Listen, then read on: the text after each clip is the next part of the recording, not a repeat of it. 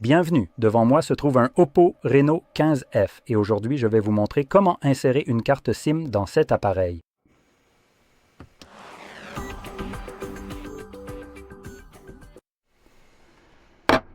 Pour commencer, vous aurez besoin d'un éjecteur de carte SIM similaire à celui-ci qui est fourni avec l'appareil. Même s'il n'aura pas l'air aussi joli que celui-ci, il ressemble généralement simplement à un morceau de métal découpé. Mais dans tous les cas, si vous ne le trouvez pas, vous pouvez éventuellement utiliser un trombone en redressant l'une des extrémités. Et cela devrait fonctionner tout aussi bien tant qu'il n'y a pas d'enrobage plastique autour. Si c'est le cas, vous pouvez simplement le couper. Voilà. Ensuite, une fois que vous avez l'un ou l'autre, vous pouvez éjecter le tiroir qui se trouve en bas de l'appareil. Et on dirait que quelqu'un a essayé de forcer quelque chose d'un peu trop gros pour ce trou. Mince, ça peut être mal interprété de toute façon. Donc, c'est là que vous voulez insérer votre outil. Encore une fois, cela peut aussi être mal interprété. On parle bien de l'outil d'éjection de la carte SIM. Et vous voulez l'enfoncer à cet endroit. À partir de là, une fois que vous l'avez éjecté, vous avez de la place pour deux cartes SIM ou une carte SIM et une carte SD. Alors laissez-moi en prendre une. Il ne se rendait pas compte qu'on pouvait insérer une carte SD ici, ce qui est sympa. Voilà. Donc, le tiroir du haut, qui est celui de la SIM, ne prend qu'une carte SIM, tandis que celui du bas peut accueillir soit une carte SIM, soit une carte SD.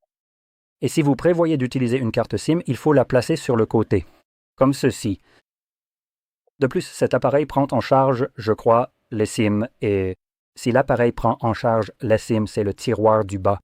La SIM numéro 2, comme vous pouvez le voir, elle est indiquée comme telle juste ici, juste sous ce logo ou cette image de carte SIM. Donc la SIM numéro 2 est généralement convertie en eSIM. Si vous prévoyez d'ajouter cela, si vous activez les fonctions eSIM dans les paramètres de votre appareil, alors le tiroir du bas ne détectera aucune carte SIM qui s'y trouve, seul le tiroir du haut est toujours utilisé pour une carte physique.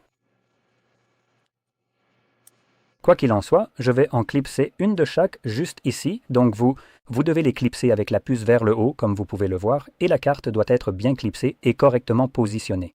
Elles ne doivent pas dépasser du tiroir. Et si vous le retournez, dans tous les cas, ces cartes doivent rester bien verrouillées en place. Elles ne doivent pas tomber. Du tout.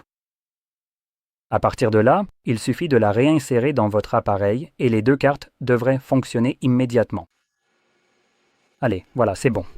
Maintenant, il me demande de confirmer le code PIN de ma carte SIM, donc je vais le faire, confirmer, et la carte SIM est maintenant déverrouillée, en train de chercher du réseau. On devrait aussi avoir quelque chose concernant la carte SD. Si nous ne recevons pas de notification, je suis presque sûr que je pourrais la trouver dans les paramètres sous... Pas ici, à propos de l'appareil. Ah, voilà, et vous pouvez voir qu'il détecte aussi la carte SD. Voilà, c'est fait. Voilà comment vous pouvez insérer une carte SIM et une carte SD dans cet appareil. Si vous avez trouvé cela très utile, n'oubliez pas de liker, de vous abonner et merci d'avoir regardé.